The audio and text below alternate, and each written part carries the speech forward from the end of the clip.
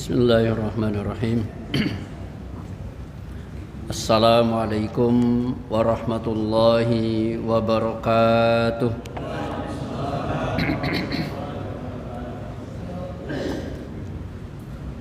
Alhamdulillahi rabbil alamin. Wa bihi nasta'inu ala umuri dunya waddin. Wassalatu wassalamu ala nabiyyina wa habibina wa maulana Muhammadin wa ala alihi wa ashabihi wa man tabi'ahum bi ihsanin ila yaumiddin, amma ba'd. Fa usikum wa iyaya bitaqwallahi wa ta'atihi faqad fazzal muttaqun. Yang saya hormati pengurus DKM Masjid At-Taqwa serta para jamaah, para bapak, para ibu, para remaja yang dirahmati Allah Subhanahu wa taala. Alhamdulillah pada malam hari ini kita bisa hadir bersama di tempat yang mulia ini untuk menjalankan agenda atau bagian dari kegiatan taqarrub kita kepada Allah, yaitu ibadah yang fardu maupun yang sunnah. Semoga semua amal baik kita yang fardu maupun yang sunnah diterima oleh Allah Subhanahu wa taala. Allahumma amin. Hadirin wal hadirat jamaah rahimakumullah. Pada kesempatan yang sangat baik ini kita akan melanjutkan kajian sebelumnya, yaitu mengenai khilafah Abi Bakr atau kepemimpinan Abu Bakar. Jadi pasca wafatnya Rasulullah sallallahu alaihi wasallam, maka umat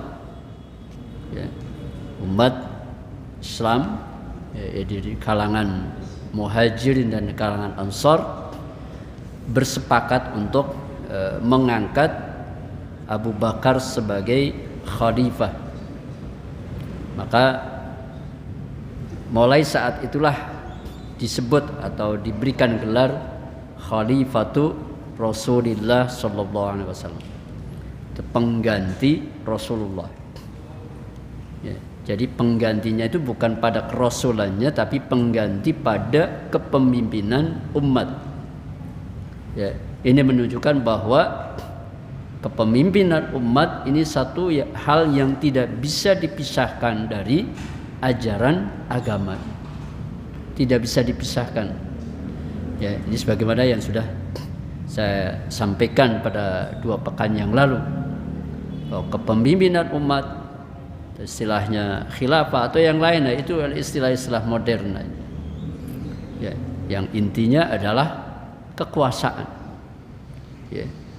Jadi yang dilanjutkan oleh Abu Bakar adalah kekuasaannya, yang dengan kekuasaan itu risalah kenabian bisa dilanjutkan. Ya, risalah nubuwah, risalah kenabian, dakwah, ya, atau mendakwahi umat tetap bisa dijalankan. Di mana dakwah itu kan 2 sisi, Pak, ya. Dakwah itu 2 sisi.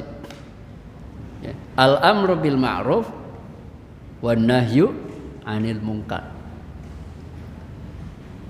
Amar ma'ruf berarti menyeru pada kebaikan, wan nahyu 'anil munkar dan mencegah kemungkaran. Kalau sisi yang pertama itu individu bisa, Pak. Individu bisa.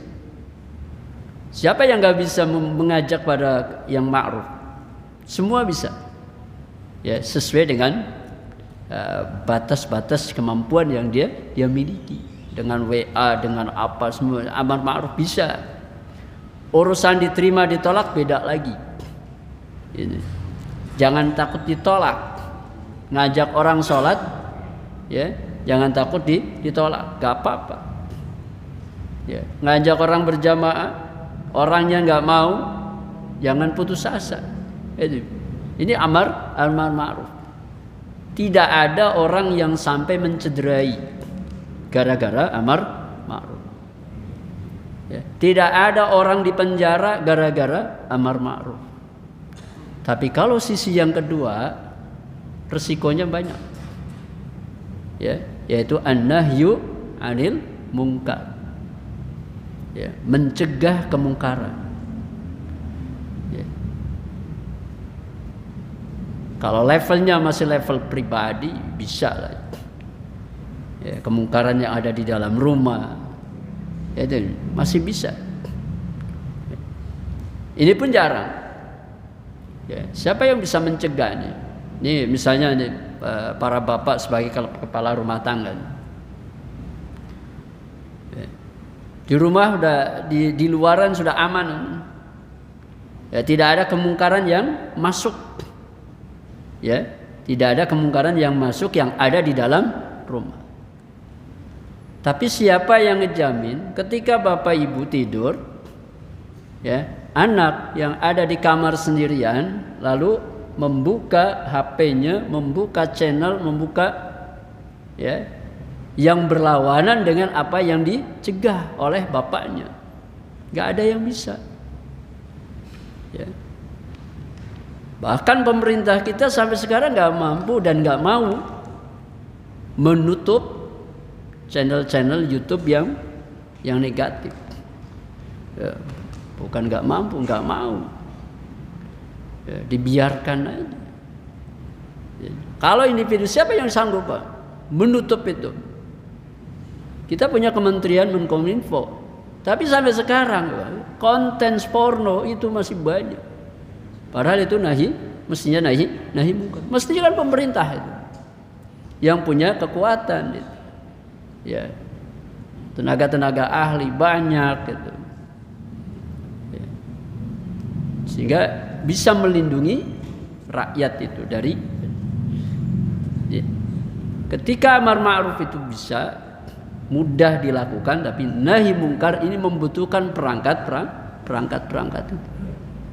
Ya. Dan perangkat yang efektif tentunya tadi ya, yang dimaksud dengan bil yad. Man ra'a minkum munkaran falyughayyirhu biyadihi. Barang siapa yang melihat kemungkaran maka rubahlah kemungkaran itu dengan kekuatannya. Ya. Dengan tangan ini bukan dengan tongkat untuk menggebuk, bukan. Kalau zaman sekarang ini dengan tangan, dengan tanda tangan, cabut izinnya, selesai.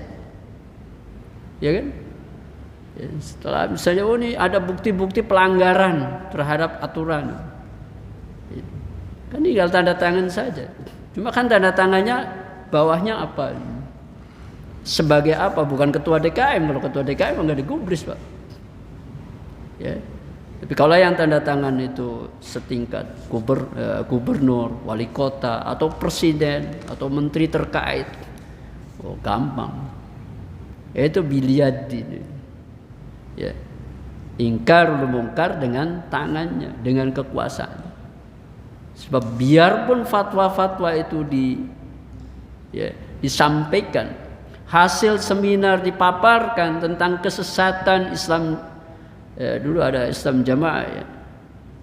Kemudian berubah-ubah namanya, kesesatan tentang Ahmadiyah dan yang lain-lain termasuk Syiah. Itu hasil seminar Pak. MUU sudah mengatakan ini termasuk aliran sesat. Tapi apa ada tindakan? Enggak ada. Dibiarkan sampai sekarang berkembang. Kesesatan PKI kan enggak ada yang bisa menutup-nutupi. Sekarang itu sudah puluhan ribu kadernya. Ya, kader PKI. Ya. Gak kelihatan, bukan gak kelihatan lagi kalau sekarang. Sudah terang-terangan. Ya. Padahal TAP MPR-nya jelas, nomor 25. MPRS tahun 66. Ya itu kan jelas. Ya, tapi tidak dijalankan. Siapa yang mau jalankan? Kalau bukan ulil amri. Nah ini makanya para sahabat ketika itu memandang penting Karena bahaya kalau dibiarkan itu. Masih ada nabi saja waktu itu sudah muncul orang-orang ngaku jadi nabi. Ya, muncul namanya Musailamah Al-Kadzdzab. Ya. Nabi masih ada saja, ada orang ngaku jadi nabi. Kalau dibiarkan kepemimpinan umat itu tidak segera dibentuk pasca wafat Rasulullah SAW, maka akan semakin banyak. Apa yang dilakukan oleh Abu Bakar As-Siddiq radhiyallahu anhu? Yang pertama agendanya adalah memerangi kaum murtadin, memerangi orang-orang yang murtad, ya, pengikut Musailamah Al-Kadzdzab, pengikut Musailamah, ya, karena mereka ya, lebih memilih ya, Musailamah daripada Nabi. Maka orang-orang Islam yang ya, lemah imannya, lalu kemudian ya, pasca wafatnya Rasulullah SAW itu ya, mengikuti Musailamah, dan sebagian juga ada yang menolak membayar zakatnya dengan alasan kami dulu membayar zakat kepada Nabi, sekarang Nabi sudah tidak ada, maka saya tidak mau bayar zakat. Nah, disitulah Abu Bakar radhiyallahu anhu menjalankan peran sebagai pemimpin umat, yaitu harbur riddah, memerangi orang-orang yang murtad dari agama, ya, termasuk menumpas gerakan Musailamah Al-Kadzdzab itu, ya. Dan Musailamah berhasil ditumpas, ya, dibunuh oleh seorang mantan budak, ya, yaitu Wahsy. Sebab kalau dibiarkan itu bahaya. Jadi ingkarul munkar, ya, ingkarul munkar ini bertahap sesuai dengan kemungkaran yang ada. Tapi yang paling bertanggung jawab di sini dalam hal ingkarul munkar adalah ulil amr. Karena merekalah yang punya wewenang. Ya, kalau kita hanya sekedar himbauan, biar mulut sampai berbusa ngomong ingkarul munkar di masjid. Di masjid ini orang baik semua, Pak. Iya kan? Orang-orang soleh. Ya. Paling bisanya cuma ngingetin sama memberikan wawasan, pendalaman materi kan itu. Ya, tidak bisa memberikan tindakan. Ya.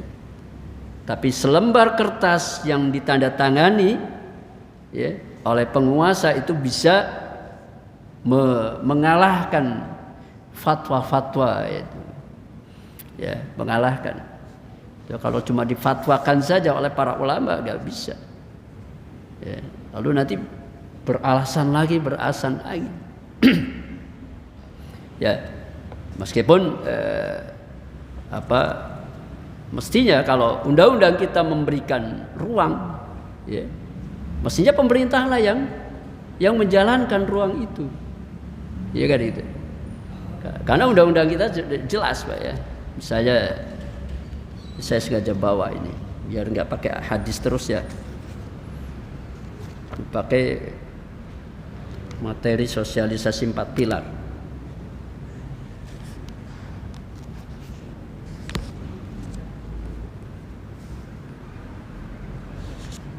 Undang-undang kita pasal 29 ayat 1, negara berdasar atas ketuhanan yang Maha Esa. Penjabar raja, maka semua warga negara harus berketuhanan.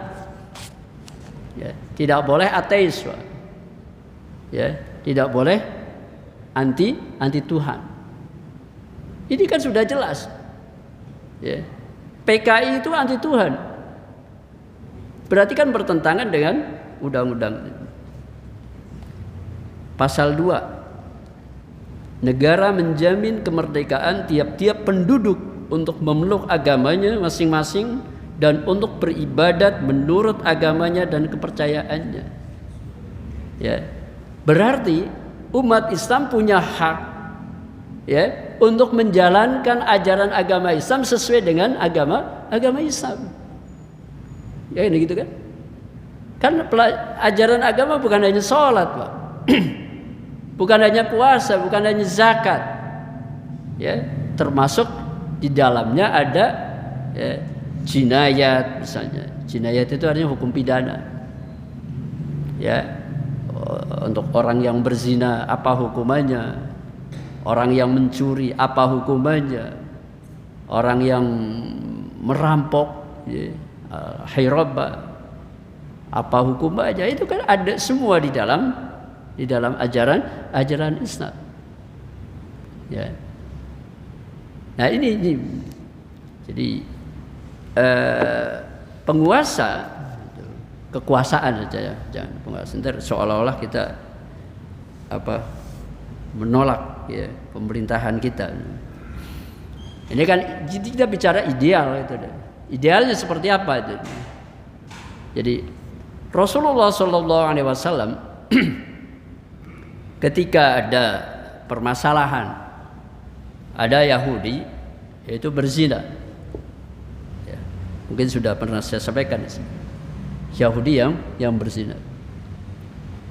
Lalu permasalahan mereka itu diadukan kepada Rasulullah SAW sebagai pemimpin Madinah. Ya, Rasulullah sebagai pemimpin Madinah. Makanya orang Yahudi pun mengadu, ya, mengadukan perihal orang berzinanya kepada Nabi. Ya, meskipun mereka tidak menyebutnya Nabi. Ya. Tapi di situ Rasulullah diakui oleh seluruh komponen masyarakat Madinah, yaitu sebagai pemimpin Madinah. Dengan cara apa Rasulullah SAW menyelesaikan permasalahan itu? Ya, maka Rasulullah perintahkan kepada pembaca Taurat, ya, pendetanya, untuk membacakan isi Taurat tentang hukuman bagi orang yang berzina tadi. Ya. Nah, si pendeta pembaca Taurat itu membuka kitab Taurat, lalu tangannya begini. Ya. Yang dibaca atas sama bawahnya. Ini ketutupan. Itu liciknya. Ya, licik. Lalu bilang apa? Ketika Rasul tanya, ada nggak hukumnya di situ? Bilang tidak ada. Nah, di samping Rasul itu ada seorang mantan Yahudi, namanya Abdullah bin Salam. Ya, dia biasa membaca Taurat. Lalu dia bilang, ya, berbisik kepada Rasulullah, ya Rasulullah, perintahkanlah dia mengangkat tangannya lalu suruh kembali untuk baca. Ya, maka Rasul pun kemudian menyuruh orang itu untuk mengangkat tangannya dan membaca secara utuh dari atas sampai bawah. Dan ternyata hukum rajam itu ada yang ditutup tangan. Ya. Jadi ketika Rasulullah memutuskan hukuman rajam bukan dengan Al-Quran, tapi dengan kitab Taurat, karena yang bermasalah orang Yahudi. Ya, yang bermasalah orang Yahudi. Nah, disinilah tadi ya, bahwa pemimpin itu menjadi regulatornya saja. Ya, sehingga tadi kalau pasal 2 di ayat 2 pasal 29 itu diimplementasikan di negara kita bisa. Ya. Setiap pemeluk agama silakan menjalankan agamanya masing-masing sesuai dengan yang diyakininya. Ya, tanpa ada paksaan, kalau tidak dipaksa juga jangan dicegah dong kalau begitu. Ya kan? Tanpa ada paksaan untuk memeluk agama yang lain, benar, la ikraha fiddin, tidak ada paksaan untuk memeluk agama Islam, tapi juga jangan dihalang-halangi, dan begitu mestinya. Ya, tinggal diatur saja.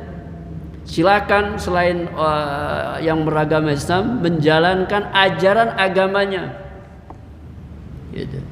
Dan umat Islam juga punya hak untuk menjalankan syariat agama Islam. Ya, tinggal tadi pemimpin itu membuat regulasinya saja. ya, membuat aturan-aturannya agar bisa hidup berdampingan. Ini tentunya. Jadi bukan suatu hal yang mustahil ya. Bukan suatu hal yang mustahil. Memang kita kadang dibenturkannya seperti ini, Pak. Kita ada, kalau di kuliah itu ada mata kuliah namanya fiqhul jinayah. Ya, fikih jinayah. Fikih pidana. Ya, setelah kita bahas satu persatu, pertanyaan yang muncul, bagaimana dengan negara kita? Ya, yang tidak ada ini, ya, fikih jinayah itu dalam undang-undang negara kita. Ya. Saya bilang ya belajar aja dulu lah. Jangan langsung dibenturkan ke tembok besar. Ya. Bukan suatu hal yang mustahil bisa dilaksanakan. Ya. Tinggal umat Islamnya itu mau atau tidak mau. Cuma satu pilihannya, mau atau tidak mau. Ya, kalau mau, Pak, kan bisa. Ya, sebab untuk memperjelas ini melalui amandemen saja. Ya, amandemen itu butuh 2/3 anggota MPR. 2/3. Ya, butuh 2/3 anggota MPR. Anggota MPR itu jumlahnya 550 ditambah 120, ya, 670. Ya, tinggal ya 2/3-nya berapa, gitu aja. Itu kalau 2/3-nya adalah orang-orang yang memiliki komitmen, ya, dengan Islam, bisa. Itu namanya amandemen, dan itu dijamin oleh konstitusi, ya, oleh undang-undang kita. Undang-undang yang disepakati bersama oleh negara kita. Jadi bukan suatu hal yang mustahil. Ya, tinggal mau atau tidak mau. Gitu. Kalau mau, umat Islam bisa. Ya, memilih wakil-wakilnya nanti, ya, yang akan duduk di Majelis Permusyawaratan Rakyat, baik dari DPR maupun DPD, adalah orang-orang yang memiliki komitmen ini. Bisa. Ya, jadi saya katakan belajarlah dulu. Ya, sesuatu yang ideal. Ya, sebab kalau belum apa-apa dibenturkan, nanti malah nggak jadi belajar. Ya, nggak jadi belajar. Ya, makanya jarang, Pak. Ya, jarang ini di masjid-masjid juga dibahas tentang fikih jinayah itu, Pak. Ya. Yang paling sering itu fikih sholat yang bolak-balik itu. Ya, tapi sampai jinayah, fikih jihad itu nggak pernah, jarang itu. Kalaupun dikupas sepintas saja. Ya, tapi detailnya belum ada itu. Baik, ini hanya mempertegas tentang pentingnya kepemimpinan yang dalam bahasa Arab atau bahasa agama, ya, disebut dengan khilafah. Ya, jadi kalau dengar kata khilafah, jadi enggak mesti harus khilafah tuh al-alami, enggak. Ya. Karena mengingat sekarang ini dunia itu sudah, ya, terbentuk negara-negara itu dengan berbagai macam sistemnya. Maka pada intinya adalah bagaimana pemerintahan itu bisa menjalankan fungsi al-amru bil ma'ruf wan nahyu 'anil munkar. Amar ma'ruf, nahi munkar. Nabi Sulaiman alaihi salatu wassalam, ya, dalam doanya yang diabadikan di dalam Al-Qur'an itu, ya, di antara doanya adalah Rabbi habli mulkan la yambaghi li ahadin min ba'di. Ya Allah, Rabbku, berikanlah kepadaku kekuasaan, mulkan, kekuasaan yang tidak engkau berikan kepada orang sesudahku. Ya, kekuasaan yang paling luas itu adalah kekuasaan Nabi Sulaiman alaihi salatu wassalam. Itu kekuasaan yang paling luas. Ya, di antara nabi-nabi, ya. Nabi Daud ya hanya Bani Israel saja. Nabi Daud itu ayahnya. Ya, Nabi Daud kemudian diwarisi oleh Nabi Sulaiman. Nabi Sulaiman salah satu putra dari Nabi Daud. Itu doanya. Kenapa mintanya kekuasaan? Bukan untuk foya-foya, bukan untuk kesenangan pribadi, bukan. Tapi menjalankan prinsip amar ma'ruf nahi munkar. Dan itulah dakwah. Ya. Menjalankan misi kerasulannya. Ya, melalui kekuatan, namanya kekuatan sia-sia. Kekuatan siasi, kekuatan politik. Baik. Silakan, dari kemarin ada yang mau bertanya. Enggak, Pak. Jisur.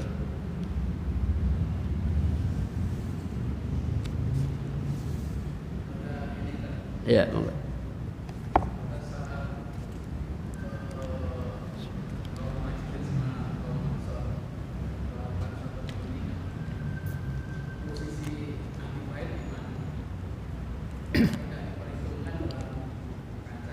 Ya.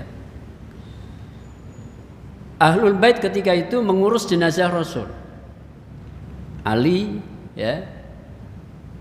Jadi posisi Ahlul Bait, makanya Ali itu tidak ikut dalam rapat. Ya, dalam rapat antara kaum Muhajirin dan kaum Ansar karena sedang mengurusi jenazah Rasulullah SAW. Ya. Jadi belakangan kemudian Ali pun membaiat Abu Bakar.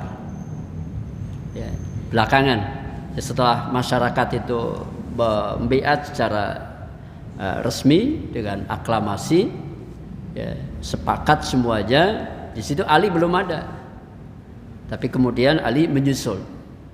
Ya, jadi bukan berarti Ali menolak gitu. Ali menyusul memberikan baiatnya. Baiat itu artinya janji setia untuk taat pada kepemimpinan Abu Bakar radhiyallahu anhu. Ya, itu. Wallahu a'lam. Ada lagi.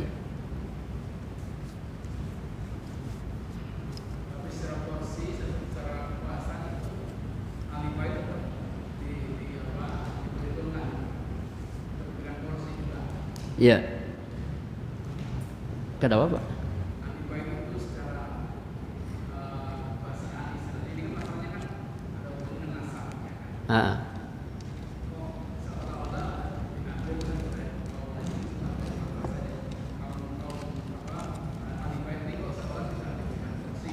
Iya.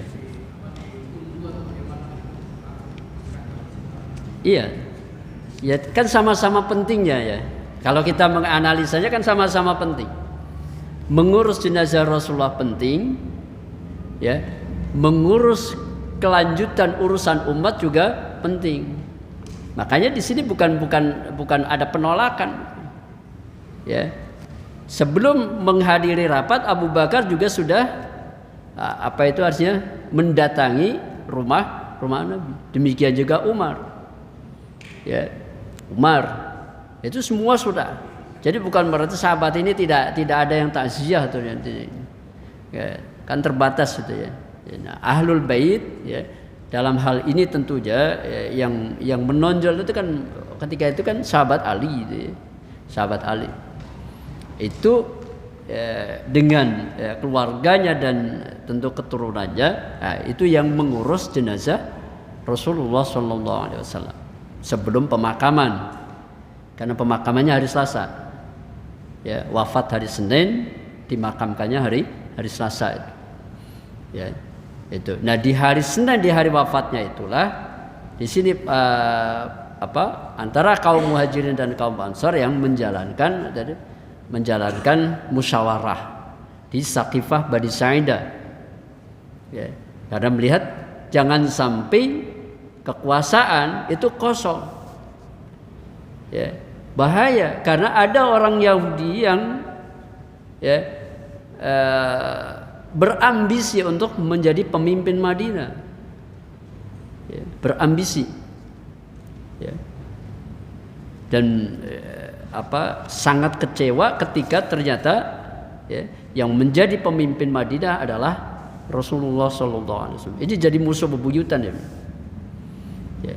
Nah kalau dibiarkan itu tidak ada kepemimpinan baru pasca wafatnya Rasulullah SAW, maka ada kemungkinan terjadinya perpecahan, disintegrasi wilayah selatan.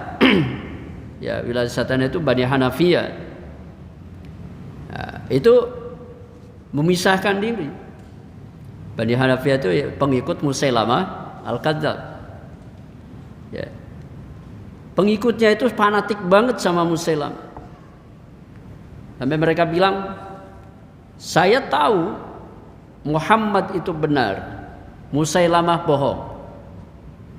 Tapi bohongnya Musailamah lebih aku sukai daripada benarnya Muhammad. Fanatik pada sukunya. Ini yang satu suku Bani Hanafi itu. Ini bahaya. Siapapun yang fanatik pada suku, maka akan muncul bahayanya. Misalnya bilang gini, kalau dia yang bicara, wah saya mah ikut aja, nggak kenal benar salah. Pokoknya kalau dia itu, apalagi dari Brebes ini, satu kampung dengan saya, bahaya Pak, bahaya. Fanatik pada individu.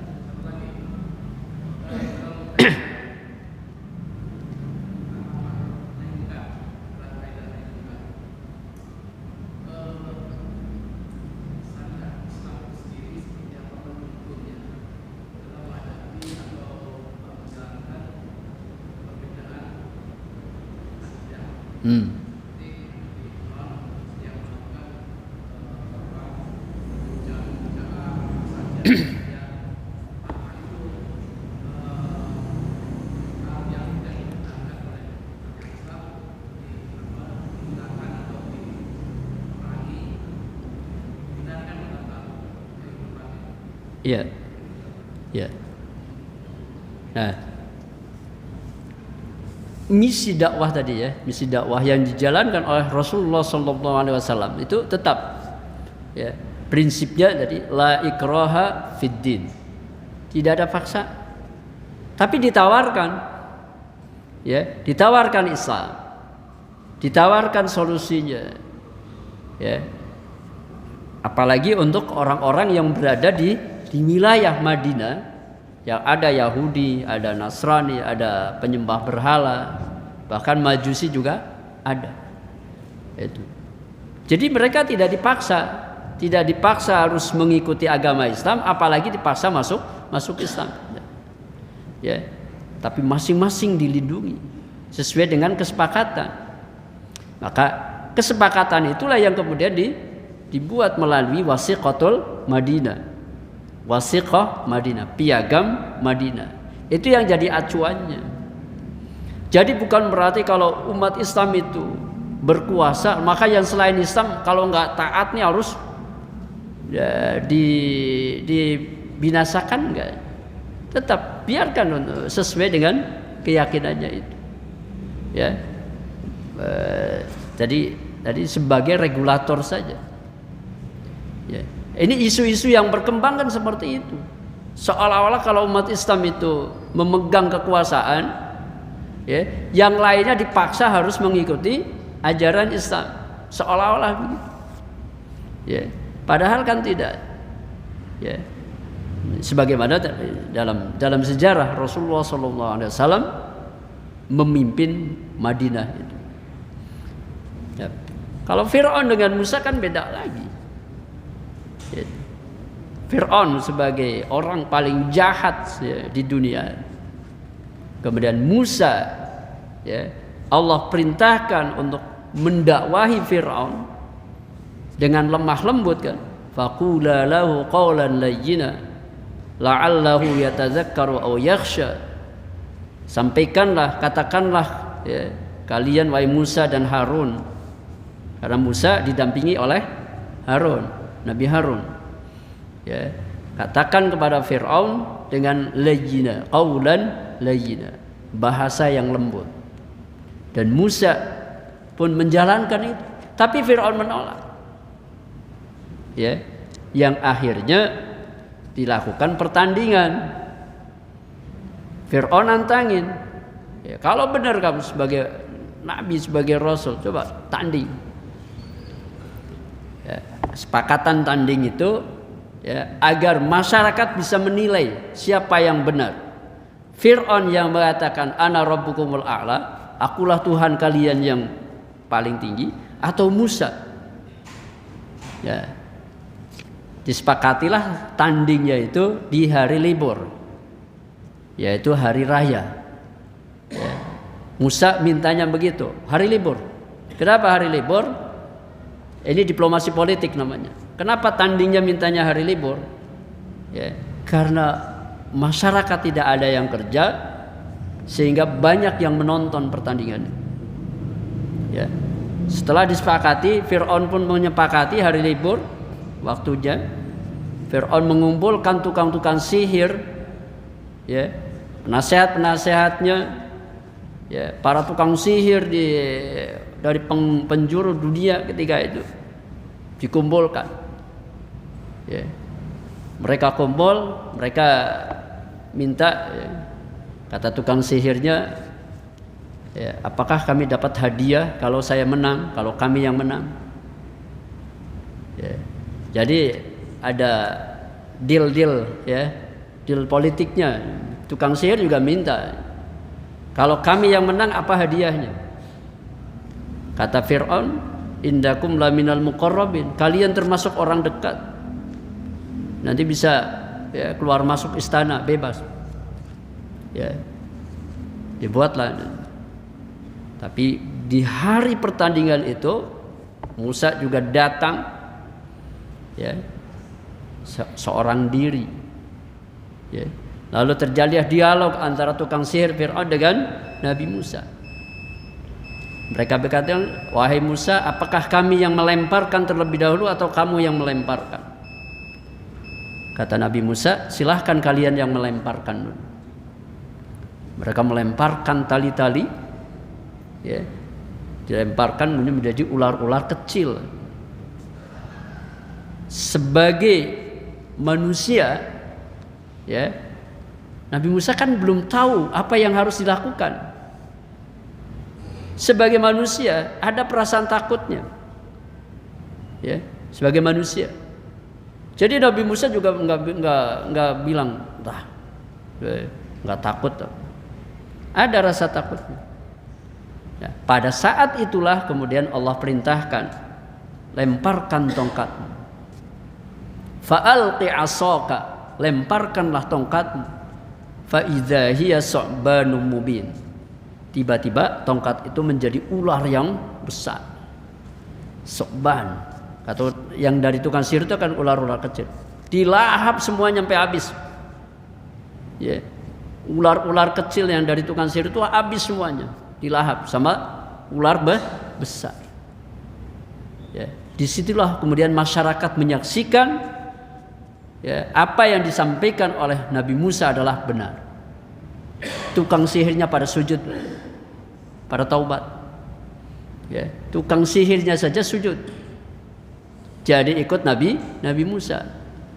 Ya, jawara kan kalau kalah begitu kan. Di mana-mana kalau jawara itu kalah terus kan ngakui itu. Itu. Ya, apalagi kaum Bani Israel mengikuti Nabi Musa. Ya. Fir'aun marah tuh. Fir'aun marah. Ya, karena bilangnya kenapa kalian gak izin dulu gitu. Ya kalau izin mana boleh itu. Ya kan itu. Saking marahnya Fir'aun itu pengen mengusir, menyerang Musa, Nabi Musa dan pengikutnya. Ya. Di majlisnya itu, markas, ya, dakwahnya Nabi Musa alaihi salatu wassalam itu mau diserang. Ya. Waktunya pagi. Ya. Nabi Musa kan tahu informasinya. Kalau presiden kan harus pakai intel. Nah, Nabi Musa kan intelnya malaikat. Ya. Maka sebelum matahari terbit, Nabi Musa dan para pengikutnya sudah meninggalkan majlis. Ya, sudah meninggalkan majlis, udah pergi, udah menghindar. Mungkin dari sebelum subuh tuh. Ya, pasukan Fir'aun datang pengen ngobrak-abrik ini tempat, ya, udah kosong, ya, udah gak ada orang sama sekali, udah pergi jauh. Ya, tapi kemudian ngejar, ya, rutenya ketahuan, rutenya tahu. Ya, sampailah di pinggir pantai. Ya. Kaumnya Nabi Musa ngeliat tuh kejaran Fir'aun udah ngejar itu. Ya, Fir'aun dan bala tentaranya sedang ngejar. Tahu. Sehingga muncul rasa takutnya, bukan Musa, pengikutnya. Ya. Apa kata Nabi Musa? Inna ma'iya rabbi sayahdin. Sesungguhnya bersamaku ada Rabbku. Dialah yang akan memberikan petunjuk arah apa yang harus dilakukan. Kenapa Nabi Musa alaihi salatu wassalam hanya mengatakan inna ma'iya rabbi, sesungguhnya bersamaku ada Rabbku, ya. Karena kaumnya itu belum 100% yakin dengan pertolongan Allah, ya. Masih, ya, ikut cuma masih kalau ada kendala nggak mau mengandung risiko. Berbeda ketika Rasulullah bersama Abu Bakar kan, ya. Rasulullah mengatakan la tahzan innallaha ma'ana, jangan bersedih, sungguh Allah bersama kita. Tapi Nabi Musa mengatakan inna ma'iya rabbi sayahdin. Begitu semakin dekat dan pengikut Nabi Musa semakin ketakutan, Allah perintahkan idrib bi'asaqal bahr fanfalaqa fakana kullu firqin kattawdil azim. Pukulkanlah tongkatmu itu ke laut. Karena ini udah di pinggir pantai, nggak ada jembatan, nggak ada perahu, nggak ada apa, ya. Jadi nggak bisa berenang. Maka dipukulkan tongkatnya sesuai petunjuk, ya, dari Allah. Idrib bi'asaqal bahr fanfalaqa, maka laut itu kemudian membelah. Kullu firqin kattawdil azim, setiap bagian, ya, sebelah kanan dan sebelah kirinya seperti gunung, sehingga tengahnya kosong. Tengahnya inilah yang dilalui oleh Nabi Musa dan kaumnya, ya. Fir'aun ngejar, wah ini ada tol laut baru, tol laut yang nggak jadi gitu. Nabi Musa sudah ada tol laut. Fir'aun pun masuk ke tol laut itu, ya. Nabi Musa dan kaumnya sudah sampai di pinggir pantai sebelah. Fir'aun masih di tengah-tengah. Maka laut itu pun menyatu kembali, ya. Pada saat Fir'aun tenggelam, ya, pada saat Fir'aun tenggelam itu udah nggak bisa ngapa-ngapain. Fir'aun mengatakan, ya, amantu annahu la ilaha illalladzi amanat bihi banu Israil. Aku beriman bahwa tidak ada Tuhan kecuali Tuhan yang diimani oleh kaum Bani Israel. Cuma Fir'aun sudah nggak berdaya, ya. Nah, makanya, ya, kemudian apa? Bangkai Fir'aun itu, ya, mayat Fir'aun itu diselamatkan, ya, sebagai pelajaran. Jadi mayatnya itu yang lain itu hancur, ya. Mayat Fir'aun minggir, ya, diselamatkan oleh Allah, ya. Cuma apakah Fir'aun muslim? Enggak, ya. Maka Allah menjawab lagi kan, setelah itu, setelah Fir'aun mengatakan, ya, saya berserah diri, maka ayat berikutnya adalah al-ana wa qad asaita qablu wa kunta minal mufsidin. Apakah kamu sekarang baru mengerti, padahal kamu sebelumnya termasuk orang-orang yang membuat kerusakan. Jadi Fir'aun binasa, ya. Jadi maka kekuasaan ketika itu, ya, maka dikendalikan oleh Nabi Musa alaihi salatu wassalam. Nah, itulah dakwah amar ma'ruf nahi mungkar. Baik ya. Wallahu a'lam bishawab. Baiklah hadirin jamaah rahimakumullah, demikianlah isi pengajian kita pada malam hari ini. Semoga ada manfaat bagi kita semuanya. Ja'alanallahu wa iyyakum minal ladzina yastami'una al-qawla fayattabi'una ahsana. Allahumma arinal haqqa haqqan warzuqna ittiba'a wa arinal batila batila warzuqna ijtinaba. Allahumma anfa'na bima 'allamtana wa 'allimna ma yanfa'una wa zidna 'ilma. Rabbana atina fid dunya hasanah wa fil akhirati hasanah wa qina 'adzaban nar. Subhana rabbika rabbil 'izzati 'amma yasifun wa salamun 'alal mursalin walhamdulillahi rabbil alamin. Billahi taufiq wal hidayah. Assalamualaikum warahmatullahi wabarakatuh.